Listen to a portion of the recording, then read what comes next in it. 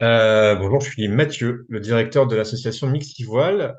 Mixivoile, c'est une association que j'ai créée en 2015 avec un collègue qui s'appelle Arthur, et qui a pour vocation d'utiliser la voile comme un levier d'insertion pour notamment les personnes en situation de handicap, mais aussi les jeunes en difficulté, voilà, en utilisant le bateau comme un lieu de rencontre en fait entre les différentes personnes.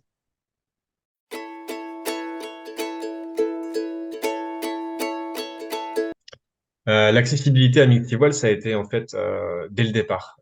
Ça a été le projet de départ de l'association de pouvoir rendre accessible une pratique envers un public qui n'y aurait pas accès sans certains aménagements et sans une certaine connaissance, on va dire aussi des différents types de handicap. Donc c'est le projet de départ de l'association. Je pense que c'est beaucoup lié au fait que Arthur, mon collègue, était malentendant lui-même. Donc dans son parcours, pour lui, ça a été important de prendre en compte cette dimension dès le début. Et puis, il y avait un vrai besoin auquel personne ne répondait. Donc, on a essayé de répondre à ce besoin dès le départ.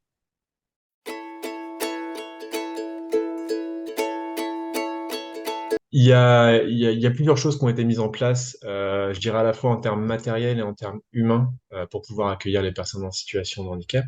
D'abord, au niveau matériel, on a une rampe d'accès direct qui permet de faire monter à bord directement les personnes en fauteuil. On a en fait tout le parcours d'accès au bateau qui est possible directement depuis le minibus avec les fauteuils jusqu'au bateau sans transfert. Ça, c'est une chose importante. On a des toilettes accessibles à proximité du lieu où sont garés les véhicules. On a une place PMR qui est donc du coup réservée quasiment aux véhicules et juste en face des bateaux. On a aussi un joystick de bar qui permet à toutes les personnes de pouvoir barrer le bateau directement depuis le fauteuil et depuis n'importe quel endroit du bateau. On a aussi des sièges baquets à bord du bateau qui nous permettent éventuellement pour la personne qui se déplace en fauteuil mais a un certain maintien du haut du corps, venir sur un siège sur le bateau plutôt que voilà, de rester dans son fauteuil. Donc en fait, on a plein de petits aménagements comme ça qui font que n'importe qui, et vraiment n'importe qui, on peut même accueillir des fauteuils électriques à bord du bateau, peut venir et peut barrer le bateau. Parce que c'était pas tout de rendre accessible le bateau, il fallait rendre accessible la pratique. Et donc, du coup, pouvoir notamment diriger le bateau, pouvoir, à tout niveau de capacité, faire quelque chose sur le bateau, se rendre utile et participer à la marche du navire. Voilà, c'est ça qui est important. Et cette réflexion-là, sur le fait qu'on ne transporte pas des passagers, mais on rend accessible une pratique, elle passe aussi par la sensibilisation des moniteurs. Les moniteurs qu'on recrute, on les recrute en leur expliquant ce qu'on fait, pourquoi on le fait, dans quel état d'esprit, et qu'est-ce qu'on attend d'eux là-dessus. Et notamment sur le fait que chacun doit être mis en situation de pratiquer véritablement la navigation et pas juste de la vivre, mais voilà, de la pratiquer véritablement. Donc voilà, c'est ces éléments-là en fait qui nous permettent de proposer une véritable activité concrète et pertinente, je pense, pour les publics qui viennent nous voir. En tout cas, on a, je pense, un bon retour globalement sur les gens, et notamment sur le fait que les gens peuvent pratiquer la voile et pas seulement être à bord du bateau.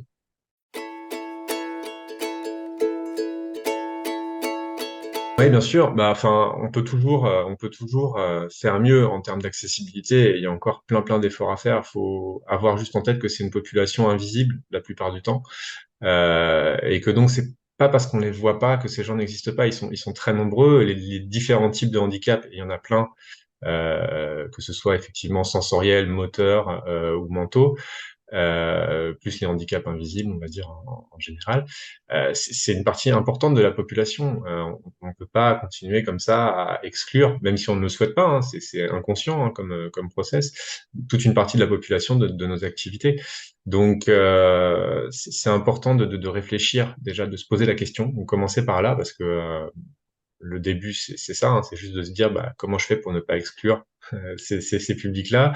Et puis ensuite, il y a des choses très simples à mettre en œuvre. Faut réfléchir à l'accessibilité. Ça, c'est vraiment comment on se déplace, comment on rend accessible le lieu sur lequel on se trouve. Ça, c'est une première chose. Euh, après le lieu, il y a la question de ce qu'on y fait. Donc, comment on rend accessible aux différents types de handicap ce qu'on y fait.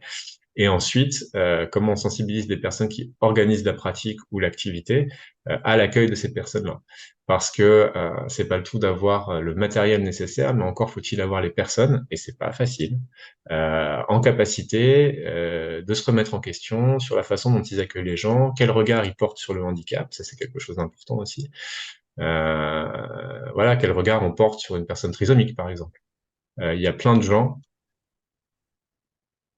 qui qui ont pas forcément ou qui sont mal à l'aise, tout simplement.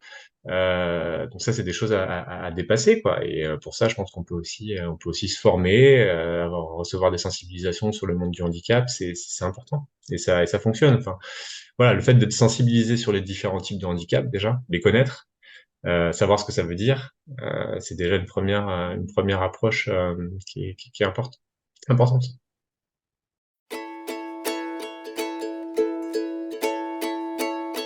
Alors, sans parler de difficultés qu'on aurait pu rencontrer, je pense que ce qui est important, c'est de garder une capacité d'adaptation aux différentes situations. On va toujours rencontrer des situations qu'on n'a pas anticipées, qu'on n'a pas prévues. On parle de personnes en situation de handicap, on ne parle pas de personnes handicapées. Et les situations de handicap peuvent évoluer et notre pratique par rapport à ces situations doit évoluer elle aussi. Euh, le monde du handicap, c'est un monde très très vaste, très très large, et on accueille avant tout des personnes, donc bah, différents types de réactions comme n'importe qui, etc. Donc il faut toujours être en capacité de se remettre en question, être en capacité de faire mieux. Euh, un exemple très concret, il y avait un truc qu'on n'avait pas forcément prévu, c'était un petit repose-pied pour différentes personnes de petite taille qui peuvent avoir besoin de reposer leurs pieds sur le bateau. Voilà. Bon, bah ça, c'est une demande qu'on nous a faite. Dire, bon, bah tiens, Mathieu, c'est bien ce que tu fais et tout, mais t'as pas prévu de repose-pied pour Isabelle.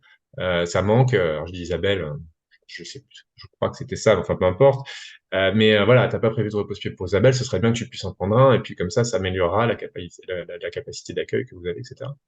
Ben voilà, il faut être en capacité d'écouter les retours que les structures nous font. Nous, on a l'avantage de s'appuyer sur un réseau de 70 partenaires, dont à peu près 50 dans le monde du handicap, avec des éducateurs qui connaissent leur public.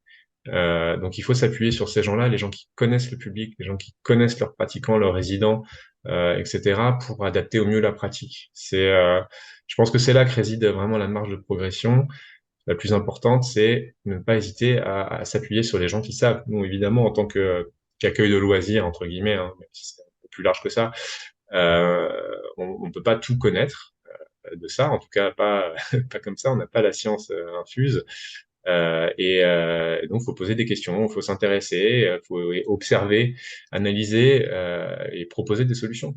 On n'est jamais à bout de proposer des nouvelles solutions et d'améliorer nos capacités d'accueil.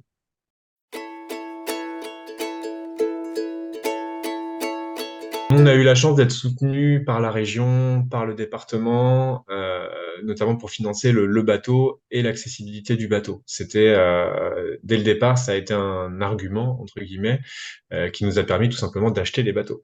Donc je pense que le rôle de la région, le rôle du département, des mairies, enfin de toutes les collectivités publiques, ça peut être d'aider au financement des matériels adaptés. Ça, c'est un premier rôle. Ensuite, il y a des ressources pédagogiques notamment qui sont disponibles. Enfin, je pense à la maison départementale, la MDPH. Voilà, il faut pas hésiter à s'appuyer sur les réseaux. Il y a un service handicap au sein du département. Ce serait dommage de passer à côté de leurs compétences. Donc, on peut à la fois avoir des partenaires qui soient des partenaires financiers, mais au-delà de ça, c'est aussi des partenaires de réseau, d'explication. Et à partir du moment où on a une volonté sincère de s'adapter, de proposer des choses à ces publics-là, le département et la région, notamment en ce qui nous concerne, peuvent être aux côtés bah, des organisateurs d'activités de plein air et de loisirs.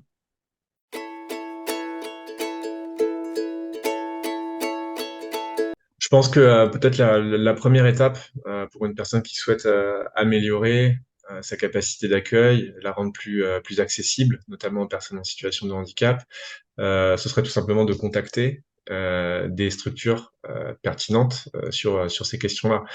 Il y a des gens à portée d'un coup de fil, si vous leur expliquez ce que vous voulez faire, pourquoi vous voulez le faire, qui pourront vous aider, qui pourront éventuellement venir vous voir, vous dire comment améliorer vos pratiques. Je pense au label, alors je sais plus comment il s'appelle, mais il y a des labels d'accueil du tourisme sur la question du handicap. Si vous faites venir une personne comme ça, elle pourra vous aider. Alors, pas vous donner le label dans un premier temps, mais au moins vous expliquer quel est le contexte, quels sont les critères, etc. Et ça va vous aider, ça va vous faire réagir sur comment je peux améliorer ma pratique et la rendre plus accessible. Donc voilà, en fait, le premier conseil, ce serait de demander aux gens qui savent, parce qu'il y a des gens qui savent, quels sont leurs conseils, et vous verrez que le monde du handicap, c'est un monde assez bienveillant, où les gens ont largement envie de vous aider à rendre accessibles vos pratiques.